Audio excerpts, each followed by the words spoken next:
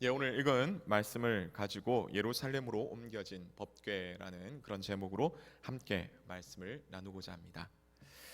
어느 집사님 부부가 있었습니다. 큰 마음을 먹고 부부 학교에 갔습니다. 강사가 남편분들에게 질문했습니다. 여러분, 다시 태어나면 지금 부인과 결혼하시겠습니까? 많은 사람들이 서로의 눈치를 보고 있었습니다. 그러자 남편 집사님이 손을 번쩍 들더니 이렇게 했습니다. 난 지금 부인과 같이 살겠습니다 라고 얘기했습니다. 그러자 여기저기서 우와 대단하다, 우와 대단하다 라고 감탄을 했죠. 그러자 그 집사님에게, 남자 집사님에게 강사가 다시 물었습니다. 자, 부럽습니다. 그런데 만약에 부인이 싫다고 하면 어떻게 하시겠습니까? 그러자 남편 집사님은 엉결결에 대답했다고 합니다. 그러면 고맙죠 뭐. 네. 그래서 그날 저녁 남자 집사님은 집에 가서 굶었다는 이야기입니다.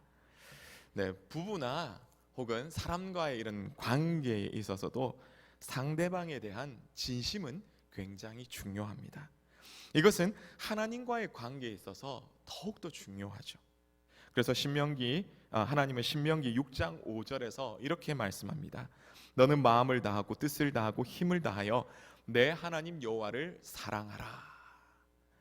하나님은 형식을 넘어서 마음을 다하기를 원하시는 것이죠. 진심을 다해 전심으로, 전심을 다해 진심으로 하나님을 사랑하기를 원하시는 것입니다. 하나님의 나라는 사실 이런 곳이죠. 하나님을 왕으로 모신다는 것은 바로 이런 모습으로 살아간다는 것을 말하고 있습니다. 하나님은 이런 마음으로 하나님을 사랑한 다윗을 왕으로 삼으셨습니다.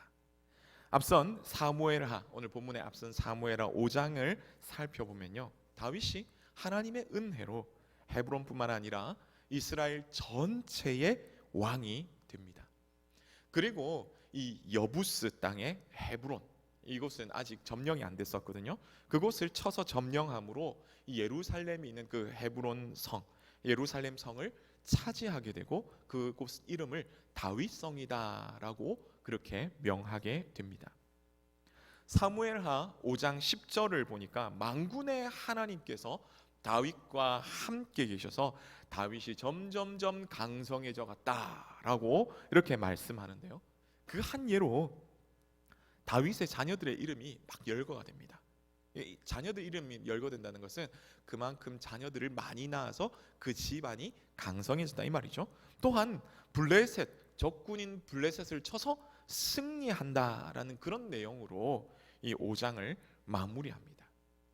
그렇게 이제 다윗의 왕국이 어느 정도 기틀을 이렇게 잡았습니다. 그러나 다윗에게는 여전히 불안함이 있었습니다. 그것은 바로 이 다윗이 왕이 된데 이 왕위의 정통성 때문이죠. 아무리 하나님이 다윗을 왕으로 세웠다고 하지만 사람들 보기에는 그렇지 않았다는 거죠.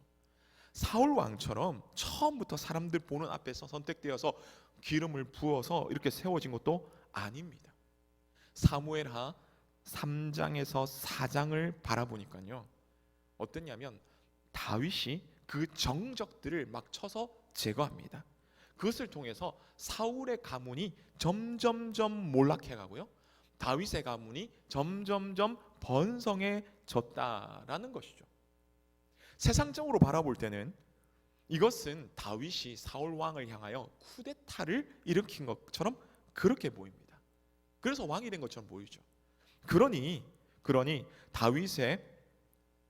다윗을 겉으로는 이 다윗이 왕이 된 것에 대해서 사람들이 겉으로는 인정하지만 속으로는 여전히 이 다윗에 대해서 불신을 하고 있었던 것입니다. 다윗 역시 이러한 불안감이 있었다는 거죠.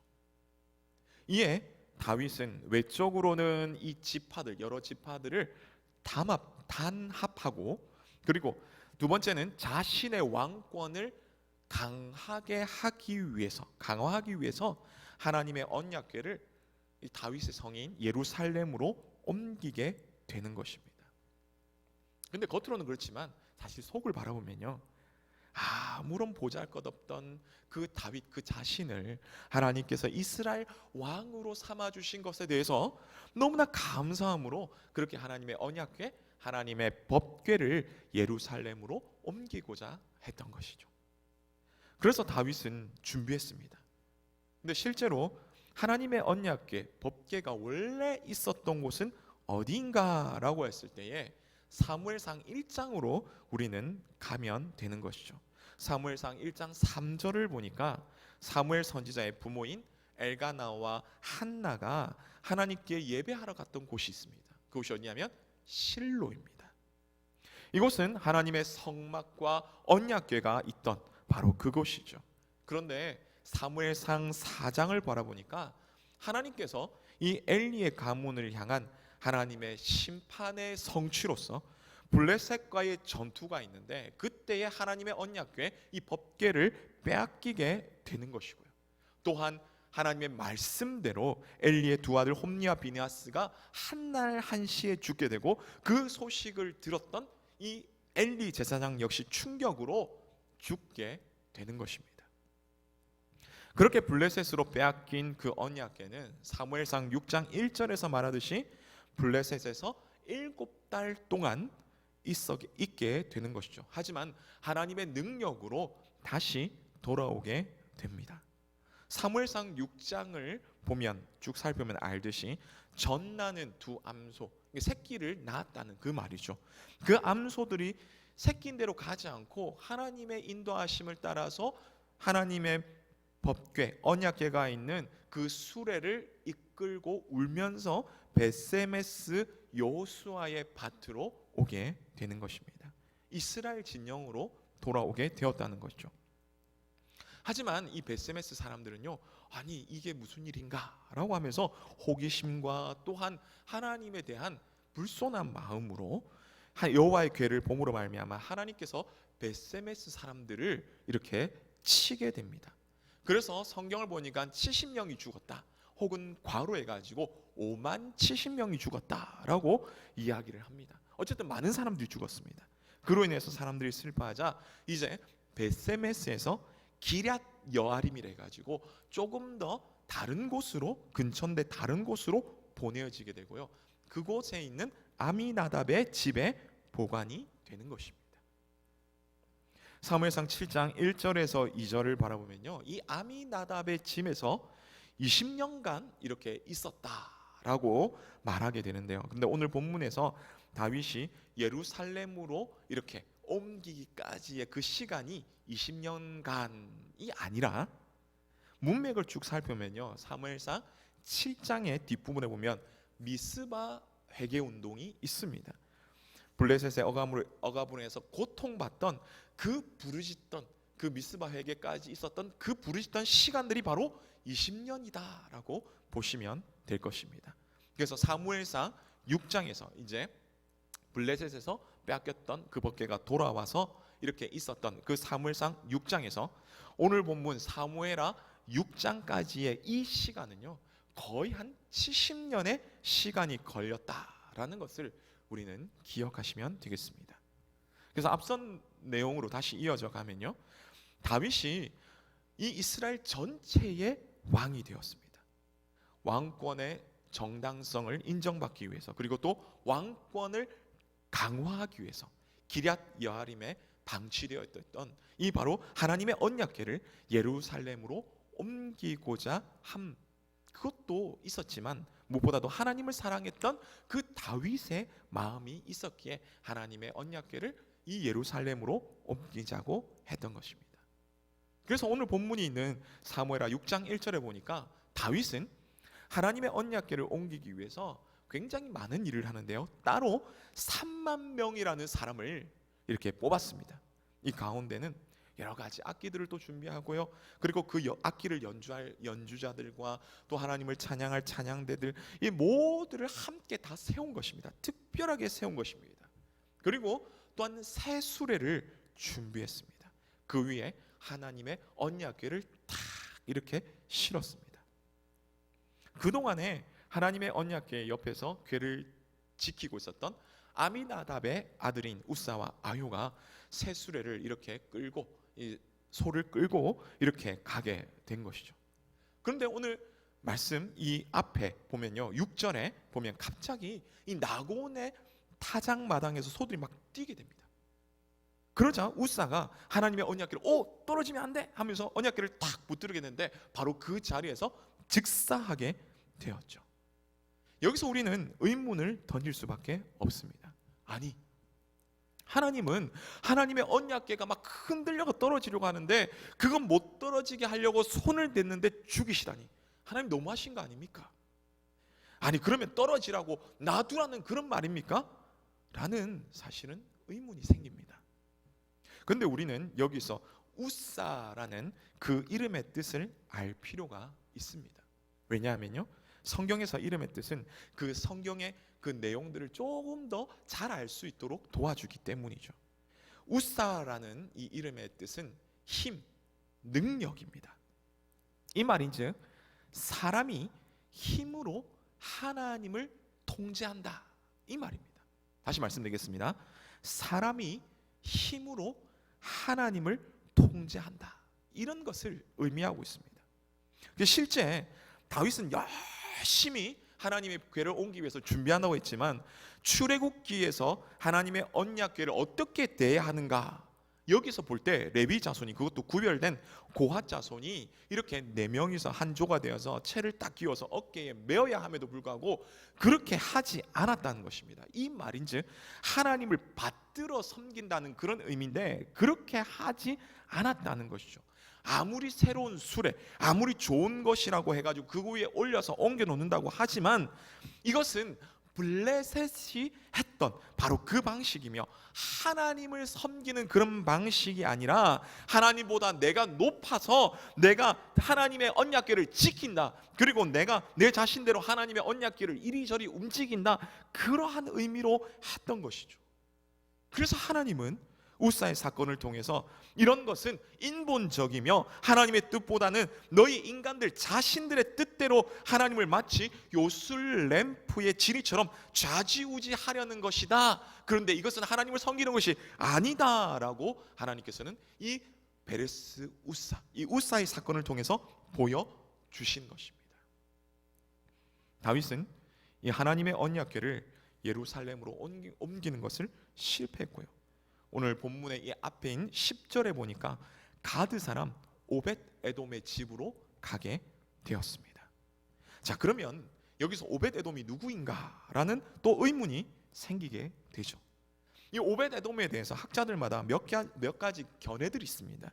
첫째는 바로 가드, 그야말로 블레셋 사람이다라는 그런 이야기가 있습니다. 그래서 하나님은 이방인에게도 또한 복을 주셨다, 이런 이야기도 있죠. 이렇게 주장하는 학자들이 있습니다. 또한 다른 견해가 있는데요, 이 가드 혹은 가드 근처에 사는 사람이다, 그런데 그는 이방인이 아니라 사실 유대인이다 라는 바로 그런 말이 있습니다. 그런 학자들의 주장이 있습니다. 그런데 여기 또 추가되는 견해가 있는데요, 그것은 바로 오벳 에돔은 아마 레위인일 것이다 라는 바로 그런 말입니다. 실제로 오벳 에돔이라는 그 이름의 뜻은 에돔 신의 예배자라는 그런 뜻이긴 하지만 역대상 26장 4절에서 8절의 말씀 보면 고라 사람들의 문지기로 이렇게 함께 등장하기 때문에 사람들은 아마도 그는 레위인일 것이다 라고 그렇게 말하는 것이죠. 그러므로 이 사사 시대를 지나면서 아무도 신경 쓰지 않았던 그 레위인 중에 한 후손이었기에 먹고 살기 위해서 그 이름조차도 오벳 에돔 신의 예배자라는 그런 이름을 짓지 않았는가, 그리고 먹고 살기 위해서 가드 주변까지 이방 땅까지 가서 살지 않았는가라고 학자들이 보게 되는 것입니다. 물론 오벳 에돔이 정말 이방 사람이었는지 아니면 레위 지파였으며 또한 유대인이었는지 정확하게 알 수 없으나 하나님의 언약궤는 그의 집에 있었고 3개월 동안 있으면서 하나님께 복을 받았다라는 바로 이것이 이 사실인 이야기죠. 이 소식을 들은 이 다윗은 오늘 말씀처럼 다시 하나님의 언약궤를 예루살렘으로 옮기게 된 것입니다. 그러면 다윗이 하나님의 언약궤를 예루살렘으로 옮기는 이 사건을 통해서 우리에게 주시는 교훈은 과연 무엇입니까? 첫 번째는 하나님을 왕으로 모시는 것입니다. 하나님을 왕으로 모시는 것이죠. 다윗이 마음에 늘 하나님을 왕으로 모셨다는 그 사건은요, 그 이야기는 법궤의 의미에서 우리는 찾아볼 수 있습니다. 여러분, 법궤란 무엇입니까? 출애굽기 이 그림에서 보시듯이 출애굽기 25장 10절과 10절에서 22절, 그리고 신명기 10장 22절에서 5절의 이 말씀 보면 알 수 있는데요, 크기가 어느 정도냐면 가로 길이 2규빗 반이란데 한 122cm 정도가 됩니다. 그리고 넓이 이 세로가 되는데요, 이 넓이는 한 규빗 반, 한 76cm 정도가 됩니다. 그리고 높이도 한 규빗 반, 76cm가 된, 그리 크지 않는 이 그 직사각형, 사각형 상자라고 볼 수 있습니다. 그리고 이 재료는요, 언약궤 재료는 조각목이라고 얘기하는데 아카시아 나무를 얘기합니다. 아카시아 나무이며 안팎으로 금으로 이렇게 도금을 하였습니다. 그리고 보시다시피 네 곳에 고리를 만들어서 거기에 긴 봉을 채워가지고 끼워서 항상 끼워두는데, 그렇게 해서 옮겨갔던 거죠. 근데 그 위에 항상 뚜껑, 저기 보시면 분리가 되는데 뚜껑이 있습니다. 이 뚜껑의 양옆에 위에 보시면 있지만 날개를 이렇게 펼치고 있는 두 그룹, 그룹 천사를 얘기합니다. 그룹이라는 천사 이름을 얘기하는 거죠. 그렇게 이렇게 이 언약궤 위에 이렇게 있습니다. 출애굽기 25장 22절에 보면요, 이곳은 하나님과의 만남의 장소이며 이곳은 하나님께서 자신을 계시하던 곳이죠. 그런데 좀 더 살펴보면 역대상 28장 2절과 시편 99편 5절, 에스겔 43장 6절에서 7절 등 많은 곳에서 하나님의 법궤가 있는 이곳을 하나님의 발등상이라고 말합니다. 여기 보시면은 이쪽에 조그맣게 발을 대는 곳이 있는데요, 임금이 왕자에 앉았을 때 발을 땅에 닿이지 않게 올려놓는 발판을 말하는 것이죠. 바로 이곳이 하나님의 언약궤라고 발등상이라고 얘기합니다. 그러므로 다윗은 하나님의 언약궤, 하나님의 법궤가 기럇 여아림의 아비나답의 집에도 있는 것이 제대로 된 것이 아니고요, 오벳에돔의 집에 있는 것도 그것도 제자리가 아니다. 하나님께서는 왕이시기 때문에 왕이 계실 곳, 바로 그곳에 있어야 된다. 왕이신 하나님의 계실 곳은 이스라엘 수도인 바로 예루살렘이다라고 그렇게 생각했던 것입니다. 사랑하는 성도 여러분, 다윗은 하나님을 늘 왕으로 모셨습니다.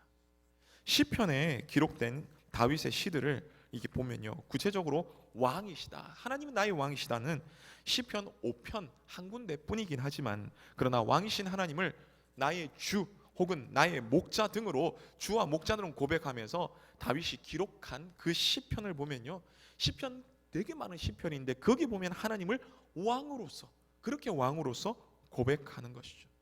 비록 사울을 비롯한 여러 대적들 그 가운데 있었지만, 그 고통 가운데 있었지만 언제나 늘 하나님을 왕으로 고백하면서 그렇게 나의 왕이십니다, 하나님은 나의 왕이십니다라고 말하고 있는 것입니다.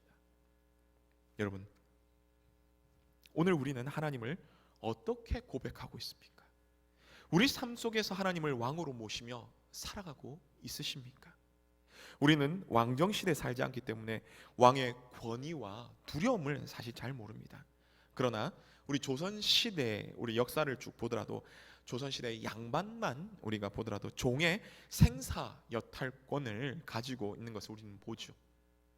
하지만 왕은 그보다 더한 권한을 가지고 있다는 것입니다. 하나님을 너무 쉽게 생각하는 오늘 우리는 왕이신 하나님을 두려워할 줄 알아야 합니다. 그러나 두려워함으로써 거기서 그쳐서는 안 되는 것이죠. 하나님은 우리를 사랑하시는, 그리고 또한 아버지 되시는 그런 하나님이심을 우리는 기억하며 살아가야 할 것입니다.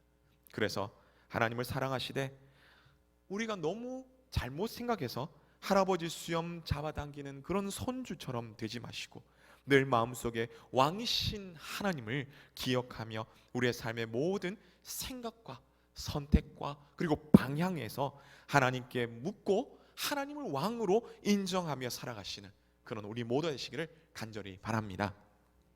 다음으로 다윗이 하나님의 언약궤를 예루살렘에 옮기는 이 사건을 통해서 우리에게 주시는 교훈은 무엇입니까? 두 번째는 하나님과 늘 함께하는 것입니다. 여러분, 옛말에 이런 말이 있죠. 처가와 뒷가는 멀면 멀수록 좋다. 여러분 들어보셨죠? 그런데 이 뜻이 무엇입니까?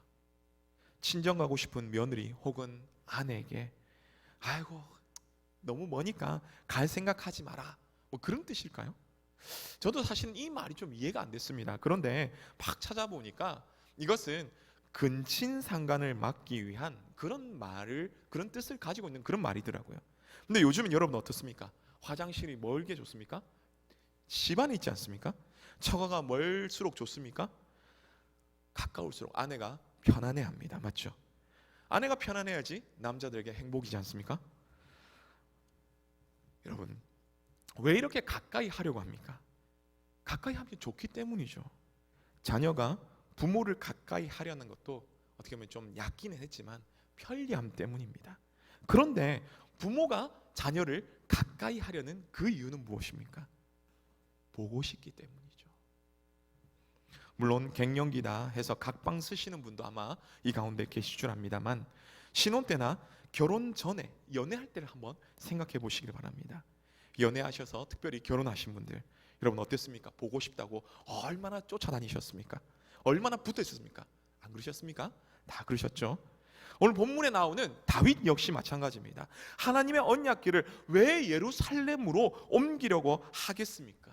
하나님과 가까이 하고 싶었기 때문입니다. 하나님과 가까이함이 복이 됨을 알았기 때문입니다. 그래서 지금까지 자신의 삶을 쭉 되돌아보니까 하나님을 가까이 하니까 너무 좋기 때문이고요, 하나님을 가까이 함으로 산전수전 다 겪어왔던 그 하나님, 그래서 나를 여기까지 인도하시던 그 하나님을 어찌 내가 멀리하며 어찌 내가 버리겠느냐라고 그렇게 말하는 것이죠.